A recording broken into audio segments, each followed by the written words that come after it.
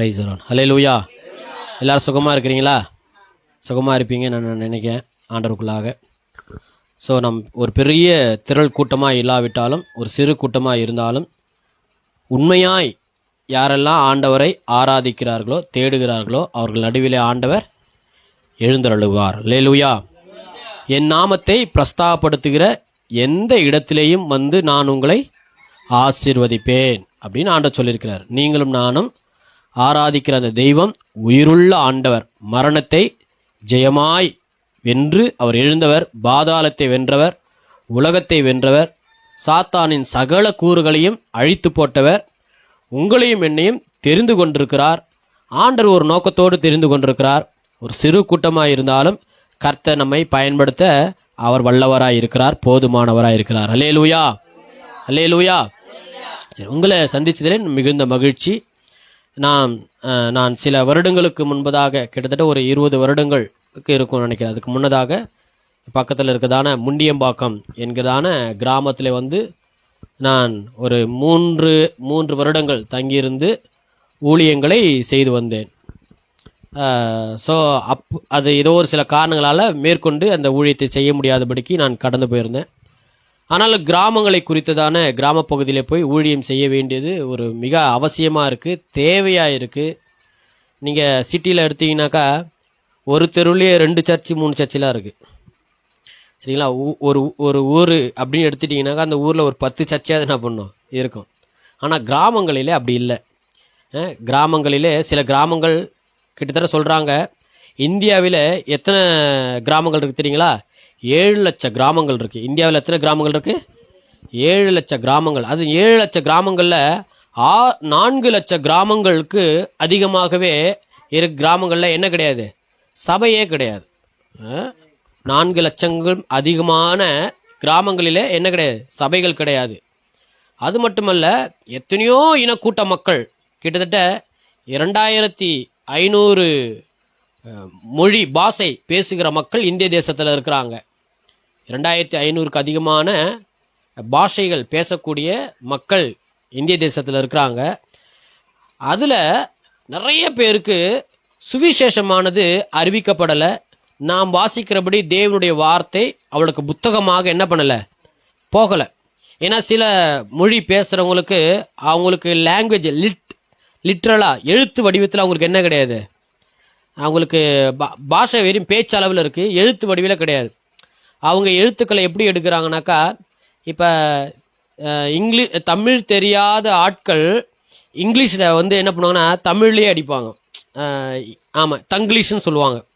அவங்களுக்கு வந்து தமிழ் எழுத தெரியாது, ஆனால் பேசினா புரிஞ்சுப்போம். அப்போ என்ன பண்ணால் இங்கிலீஷ்லேயே தம்பி, THAMBI தம்பி அப்படின்னு என்ன பண்ணுவாங்க, ஆனால் தமிழ் எழுத தெரியாது. அதுமாரி அந்த வடநாடு பகுதிகளில் என்ன பண்ணுறாங்கனாக்கா ஹிந்தி இல்லது இங்கிலீஷை அவங்க வார்த்தையில் அப்படி தான் எழுதி என்ன பண்ணுறாங்க, கம்யூனிகேட் பண்ணுறாங்க.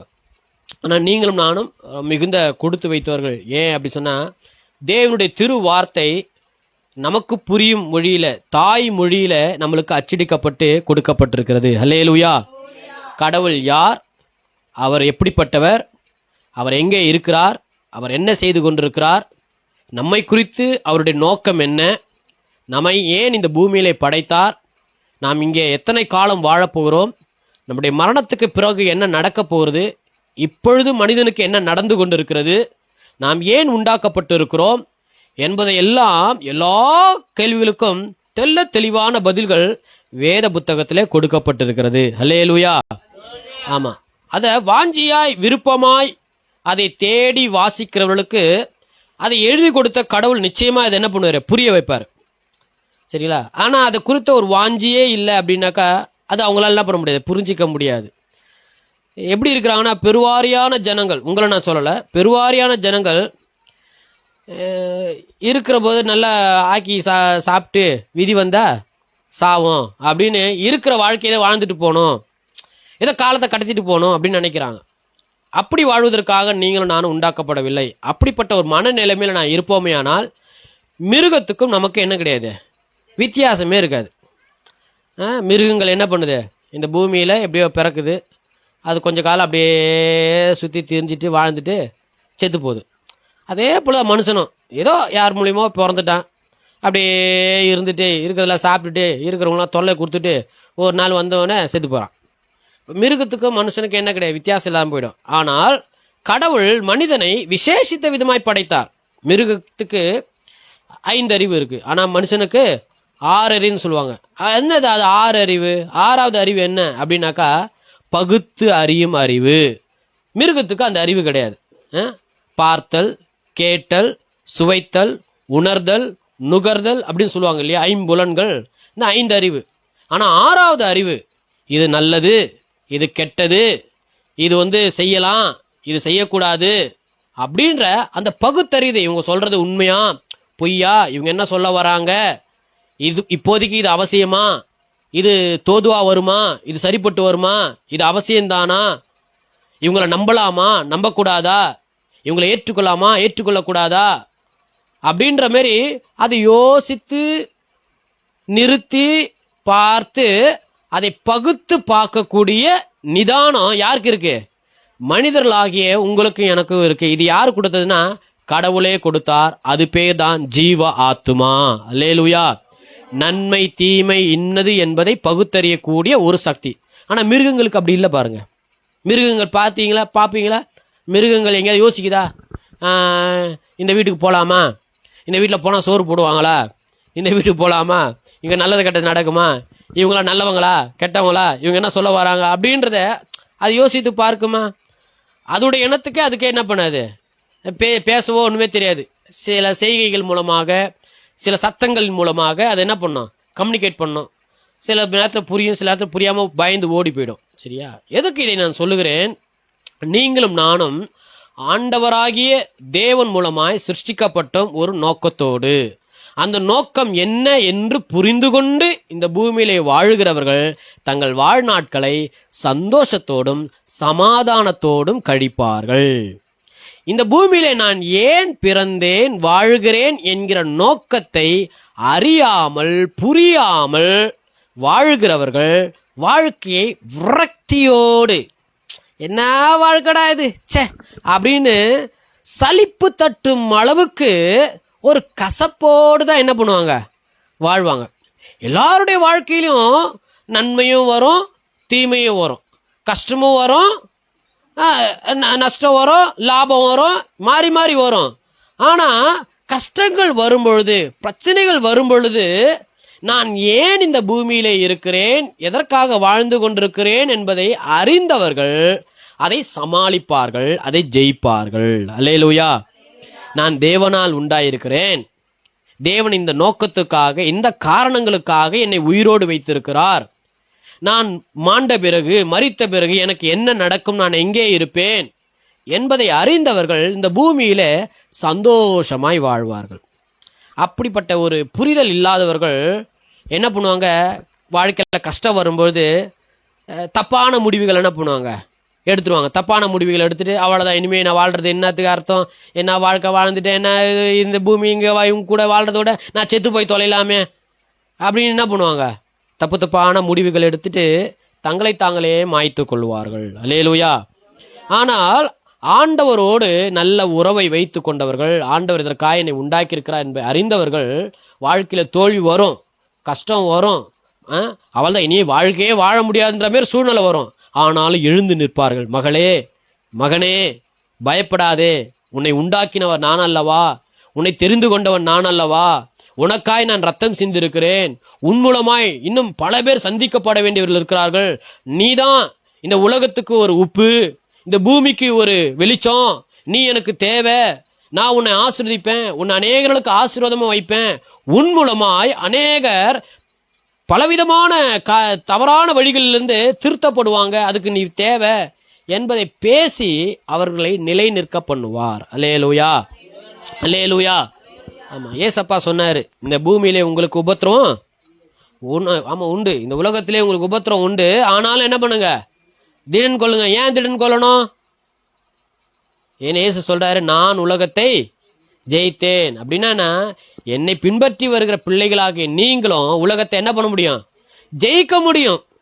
ஜெயிக்கிறதுக்காக தான் கடவுள் உங்கள் கையை பிடிச்சிருக்கிறாரு. நாம ஆண்டவருடைய கடவுளுடைய கரத்தை என்ன பண்ணிருக்கிறோம்? பிடிச்சிருக்கிறோம். தோக்கிறதுக்காகவா?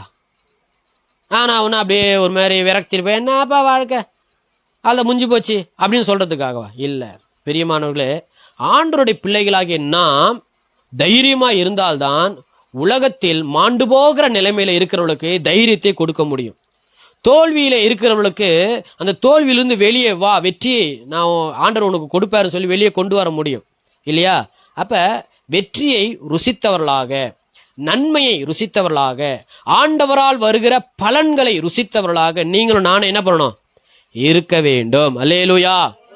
கர்த்தர் நல்லவர் என்பதை ருசித்து பாருங்கள், அவர் மீது நம்பிக்கையாய் இருக்கிற மனுஷன் பாக்கியவான்.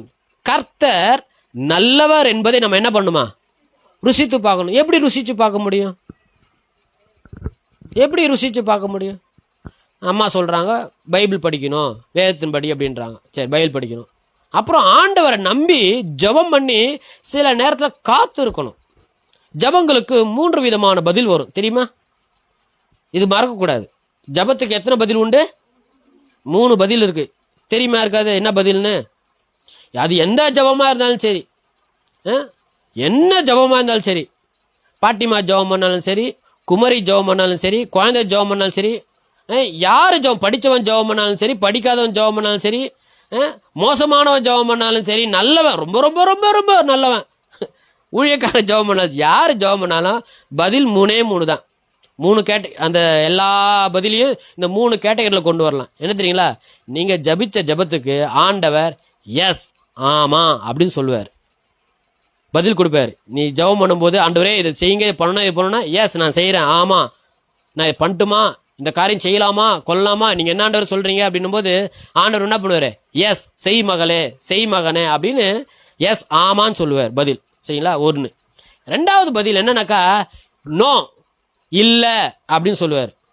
சில காரியங்கள் நம்ம ஆண்டவரத்தில் கேட்போம், இல்லை இல்லை இது நான் ஒத்துக்க மாட்டேன், இது செய்யக்கூடாது, உனக்கு நடக்காது, வேண்டாம், இதை விட்டுடு அப்படின்னு ஆண்டவர் என்ன பண்ணுவார்? நோ அப்படின்னு சொல்லுவார். ஒன்று எஸ்ன்னு சொல்லுவார், இல்லைன்னா நோன்னு சொல்லுவார். எஸ்ன்னா என்னது? ஆமாம், எஸ் நான் ஒத்துக்கிறேன், நீ பண்ணு, இந்த காரியங்களை செய்யி, நான் உன் கூட இருப்பேன் அப்படின்னு ஒத்துக்குறார். இன்னொன்று நோ, ஒத்துக்க மாட்டேன், இது கிடையாது, வேண்டாம், இது ஆண்டோட பிள்ளைகளை அழகல்ல, இது நான் செய்ய மாட்டேன், இது நீ கேட்காத அப்படின்னு ஆண்டவர் என்ன பண்ணுவார்? நோ, இந்த காரியத்தை செய்யாத, தடைப்படுவார், தடுத்து நிற்கிறதுக்காக நோன்னு சொல்லுவார். சரிங்களா? 2. 3வது ஒரு பதில் இருக்கு, என்ன தெரியுங்களா? எஸ்னும் சொல்ல மாட்டார், நோன்னு சொல்ல மாட்டார், அமைதியாக இருப்பார். இந்த பதிலுக்கு தான் எல்லாருக்கும் என்ன பெரிய ஒரு காரியம், ஒரு டென்ஷன். ஆண்டவர் எஸ்ன்னு சொல்கிறாரா, நோன்னு சொல்கிறாரா, இது செய்யலாமா, இது செய்யக்கூடாது, ஒன்றுமே புரியல ஆண்டவரே. அந்த நேரத்தில் என்ன பண்ணுறது?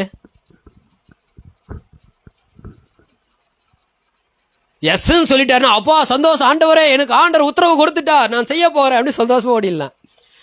இல்லை நோன்னு சொல்லிட்டாருன்னா, சே நான் இவ்வளோ ஆசையாக இருந்து இந்த காரியத்தை ஆண்டவர்கிட்ட ஜெபம் பண்ணிகிட்டே இருந்தேன், கடைசியில் வேண்டான்னு சொல்லிட்டாரு, நோன்னு சொல்லிட்டாரு, சரி ஆண்டவரே சொல்லிட்டாரு, இதுக்கு மேலே என்ன காரியம் அப்படின்னு கூட சில நேரத்தில் நம்ம என்ன பண்ணலாம்? மனசை கொஞ்சம் தேத்திக்கலாம். சரி ஓகே, வேண்டான்னு சொல்லிட்டாரு, வேண்டாம் அப்படின்னு. ஆனால் எஸ்ன்னு சொல்ல மாட்டார், நோன்னு சொல்ல மாட்டார், அமைதியாக இருப்பார் சில நேரத்தில். அப்போ என்ன பண்ணுறது? நீங்களும் நானும் அமைதியாகவே இருக்கணும். அந்த காரியத்தை என்ன பண்ணக்கூடாது? ஆமாம், எதுவும் முந்திரி கொட்டை மாரி அந்த விஷயத்தை தொடர்ந்து என்ன பண்ணக்கூடாது? செய்யக்கூடாது. நடந்த ஒரு சம்பவத்தை நான் சொல்லுகிறேன். அருமையான ஒரு ஊழியக்காரர் குடும்பத்தில் நடந்த ஒரு சம்பவம். ஒரு சகோதரிக்கு அவங்க பொண்ணுக்கு திருமணம் பண்ண போகிறாங்க. யாருடைய பொண்ணுக்கு? ஒரு ஊழியக்கார குடும்பத்தில் இருக்கிற அந்த பொண்ணுக்கு. அந்த ஊழியக்கார் ரொம்ப அனுபவம் பெற்ற ஒரு ஊழியக்கார், நல்ல ஜெபிக்கிற மனுஷன், நல்ல ஒரு தங்கமான மனுஷன், உண்மையாகவே கடவுளுக்கு பயந்த ஒரு மனிதன் தான். சரிங்களா? அந்த குடும்பத்தில் அந்த பொண்ணுக்கு அவங்க பொண்ணுக்கு கல்யாணம் பண்ண போகிறாங்க. பொதுவாகவே அந்த திருச்சபையில் யாருக்காவது, ஏன்னா அந்த திருச்சபையில் கிட்டத்தட்ட ஒரு 250-300 நபர்கள் என்ன பண்ணுறாங்க, வராங்க, ஆராதனைக்கு வருவாங்க. ஸோ அப்படி ஆராதனை வரும்போது நிறைய வாலிப பிள்ளைங்க இருப்பாங்க இல்லையா, ஆண் பிள்ளைங்க இருப்பாங்க, பொம்பளை பிள்ளைங்க இருப்பாங்க. அந்த குடும்பங்கள் இருக்கிறவங்க நாங்கள் இந்தமாரி என் பொண்ணுக்கு என்ன பண்ணுறோம், வரன் பார்த்துட்ருக்குறோம், அல்லது என் பையனுக்கு வரன் பார்த்துட்ருக்குறோம், அல்லது பாஸ்டர் ஏதாவது வரன் இருந்தால் கொஞ்சம் என்ன பண்ணுங்க சொல்லுங்க அப்படின்ற மாதிரிலாம் சொல்லுவாங்க. நாங்கள்லாம் அங்கே ஊழியம் செஞ்சுட்ருக்குறோம். அப்படி சொல்லும்போது நாங்கள் என்ன பண்ணோம்னா ஜெபம் பண்ணோம். குறிப்பாகவே அவங்க சொல்கிறாங்களோ இல்லையோ ஒரு குறிப்பிட்ட வயது வந்தோன்னே திருமண வயதை இந்த பிள்ளை எட்டியது. இந்த ஆம்பளை பையன் இருக்கிறான், இவங்களுக்கு கல்யாணம் ஆகணும், இந்த பொம்பளை பிள்ளை இருக்கா இவளுக்கு கல்யாணம் ஆகணும் அப்படின்னு எங்களுக்கு பொதுவாகவே அறிவு இருக்கு இல்லையா. யார் கூட நினைக்க மாட்டோம். நாங்கள் சபையில் வர எல்லாருமே எங்கள் குடும்பம் அப்படின்னு தான் நாங்கள் நினைப்போம். உடனே அந்த பிள்ளைகளுக்காக அந்த வீட்டில் இருக்கிறவங்க வந்து சொல்கிறாங்களோ இல்லையோ நாங்கள் என்ன பண்ணுவோம், ஜெபம் பண்ணும். வெள்ளிக்கிழமை உபவாசம் இருந்து ஜெபம் பண்ணும்போது ஆண்டவரே எங்கள் திருச்சபையில் கொடுத்துருக்க வாலிப பிள்ளைகளுக்காக ஸ்தோத்திரம், ஆம்பளை பிள்ளைங்க எத்தனை பேர் இருக்கிறாங்க திருமண வயதை எட்டி இருக்கிறாங்க அவங்களுக்காக ஜெபிக்கிறோம் சொல்லி ஜெபம் பண்ணிட்டு இருப்போம். பொம்பளை பிள்ளைங்களுக்காகவும் ஜெபம் பண்ணிட்டு இருப்போம். அதே போல் திருமணமாகி சில பேருக்கு குழந்தை இல்லாமல் இருக்கும், அவங்களுக்காக ஜெபம் பண்ணும். சில பேர் என்ன பண்ணுவாங்க, அவங்களுக்கு சரியான வேலை இருக்காது, வேலைகளுக்காக ஜெபம் பண்ணும். சில பேர் என்ன பண்ணுவாங்க, வாடகை வீட்டில் இருந்துட்டு ஐயா நாங்கள் ஒரு இடத்த வாங்கிட்டோம் ஆனால் வீடு கட்ட முடியல, வாடகையில் இருக்கிறோம், அந்த வீடை கட்டுறதுக்கு ஏதாவது ஒரு இது பண்ணால் ஜெபம் பண்ணிக்கிடுங்கன்னுவாங்க, அதுக்காக ஜெபம். இப்படி பலதரப்பட்ட ஜெப குறிப்புகளுக்காக நான் ஜெபம் பண்ணும். இது எதுக்கு சொல்கிறேன்னாக்கா, அந்த சபையில் நாங்கள் இவ்வளோ ஜெபம் பண்ணிகிட்டே இருப்போம். ஆனால் அந்த பாஸ்டையாவோட பொண்ணுக்கு எல்லாருக்காகவும் சொல்லி ஜெபம் பண்ணுறோம். அந்த பாப்பாவுக்கு அந்த பொண்ணுக்கு என்ன பண்ணலை, பாஸ்டையாவும் சொல்லலை, நாங்களும் அந்த அளவுக்கு பிரமாதமாக ஜெபம் பண்ணல, பொதுவாக ஜெபம் பண்ணோம், எல்லோரும் ஜெபம் பண்ணிட்டு இருந்தோம். திடீர்னு ஒரு நாள் என்ன பண்ணாங்க, அந்த பிள்ளைக்கு வந்து ஒரு திருமணத்தை ஏற்படுத்தி கடகடன்னு திருமணம்லாம் நடந்துருச்சு. சபையில் இருக்கிற எங்களுக்கே ஒரு ஆச்சரியம்தான், என்னடா இது, சரி எல்லாம் ஊழியக்காருக்கு தெரியாததா அப்படின்னு சொல்லிட்டு நாங்கள் அவரை நம்பி எல்லாம் போனோம். சஸ்பென்ஸாகவே போகுது, எல்லாமே எப்படி போகுது, சஸ்பென்ஸாகவே போகுது. ஏன்னா எந்த வீட்டில் யார் கல்யாணம் நடந்தாலும் அந்த மாப்பிள்ளை யார், இல்லை அந்த பொண்ணு யார், அவங்க என்ன வேலை செய்கிறாங்க, ஏது செய்கிறாங்க, எல்லாமே நாங்கள் என்ன பண்ணுவோம் அப்படி இப்படி எல்லாம் கேட்டு தெரிஞ்சுப்பாங்க. ஏன்னா நம்ம வீட்டு பிள்ளை தானே நினைப்போம், என்ன வேலை செய்கிறான், எவ்வளோ சம்பாத்தியம் வாங்குறான், என்ன படிச்சிருக்கிறான், எந்த ஊருக்காரு, நல்ல பையனா கெட்ட பையனா, எந்த சர்ச்சைக்கு போகிறாங்க அப்படின்றதெல்லாம் பார்த்து. ஏன்னா நம்ம வீட்டிலேருந்து ஒரு பிள்ளை போகுது பாரு, நம்ம வீட்டிலேருந்து ஒரு பையன் ஒரு பொண்ணு எடுக்க போகிறான் பாருங்க, அது நல்ல பிள்ளையா இருக்கணும் இல்லையா, அப்படின்லாம் நாங்கள் என்ன பண்ணுவோம் விசாரிப்போம் அப்படி. ஆனால் இந்த பாஸ்டருடைய பொண்ணுக்கு கல்யாணம் நடக்கும்போது எதுவுமே தெரியல. நிறைய பேர் என்கிட்டே வந்து என்ன பண்ணுறாங்க, கேட்குறாங்க, பாஸ்டர் அந்த மாப்பிள்ளை யார், ஏம்மா எனக்கு தெரிலம்மா, நீங்கள் சீனியர் பாஸ்டர்கிட்ட போய் கேளுங்க அப்படின்னு. அவர்கிட்ட போகிறதுக்கு எல்லாருமே என்ன பண்ணுறாங்க, கொஞ்சம் பயப்படுறாங்க. ஏன்னா அவர் ரொம்பலாம் பேச மாட்டார், அவர் என்ன பண்ண மாட்டார், என்ன மாரிலாம் வள கொலாலாம் பேச மாட்டார். நான்லாம் வந்து ரொம்ப எல்லாரோட அவங்க வீட்டு பிள்ளை மாதிரி போயிடுவேன். அதனால் எல்லோரும் என்கிட்ட அணுகுறாங்க, நான் அவங்ககிட்ட போக முடியல. இன்னும் என்கிட்ட கேட்காம நான் சொல்லுவேன், எனக்கு தெரியலம்மா, எனக்கு தெரிலங்க ஐயா அப்படின்னுவேன். பாஸ்டர் போங்க பாஸ்டர் உங்களுக்கு தெரியாதா அப்படின்னு எல்லாரும் என்ன பண்ண கேட்பாங்க. எனக்கு மனசுக்கு ரொம்ப துக்கமாக இருந்தது. காலங்கள் கடந்தது, கடகன்னு கல்யாணம் என்ன பண்ணிட்டாங்க, முடிஞ்சு சில காலம் ஒரு சில மாதங்கள் ஆச்சு. அவங்க திருமணத்தில் என்ன ஆயிடுச்சு, ஒரே சண்டை, ஒரே பிரச்சனை, ஒரே போராட்டம். ஆனால் இது யாருக்குமே என்ன பண்ணது, சபையில் இருக்கிற யாருக்குமே தெரியாது. இப்படியே போயிட்டு இருந்தது, காலம் போயிட்டே இருந்தது. அப்புறம் என்ன பண்ணாங்க, அந்த பாஸ்டம்மாவே என்ன கூப்பிட்டு சாம், என் பேர் வந்து சாமுவேல், அந்த சபையில் இருக்கிற எல்லாம் சாமுவேல் கூப்பிட்டாங்க. சாம் இந்தமாரி ஒரு பிரச்சனை இருக்குது, நீ என்ன பண்ண, கொஞ்சம் ஜெபம் பண்ணிக்கோ அவங்களுக்குன்னு. சரிங்கக்கா ஜெபம் பண்ணிக்கிறாங்க அப்படின்னு. என்னக்கா பிரச்சனை சொல்லுங்கள், அந்த பாஸ்டம்மா என்ன பிரச்சனை சொல்லுங்கள் அப்படின்னும் போது அவங்க என்ன பண்ணுறாங்க, இப்படிலாம் சொல்லும்போது கேட்கும்போது மனசுக்கு என்ன இருக்குது, திகில் இருக்குது. என்னடா இது, இப்படிப்பட்ட பையனா, எப்படி இவங்க இது பண்ணாங்க. உடனே அந்த பாஸ்டம்மாவங்கிட்ட நான் கேள்வி கேட்குறேன். என்ன கேட்குறேன்னா, எப்படி இந்த பையனை நீங்கள் பிடிச்சிங்க, எப்படி நீங்கள் கொடுத்தீங்க, விசாரிக்கலையா, கொல்லலையா அப்படின்னு.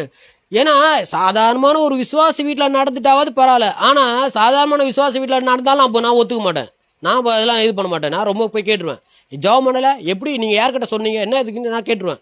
ஸோ இந்த அம்மா சொல்லும்போது எனக்கு கேட்குறதுக்கும் கஷ்டமாக இருக்குது, ஆனால் கேட்காம இருக்க முடியல. நான் கேட்டேன், எப்படி நீங்கள் விசாரிச்சிங்க, உங்களுக்கு தெரியாமல் நீங்கள் ஊழியக்காரன் தான் நாங்கள் விட்டுட்டோம், எதுக்கு இதை சொல்ல வரேன்றதை கொஞ்சம் புரிஞ்சுக்கிடுங்க. ஸோ அப்போ நான் அவங்க கேட்ட கேள்வி, நீங்கள் ஜெபம் பண்ணலையா அப்படின்னு. ஜெபம் பண்ணேன் சாம் அப்படின்னாங்க. அப்போ ஜெபிக்கும் போது ஆண்டவர் நிச்சயமாக உங்களுக்கு என்ன பண்ணியிருப்பாரு, காண்பிச்சிருப்பாரு.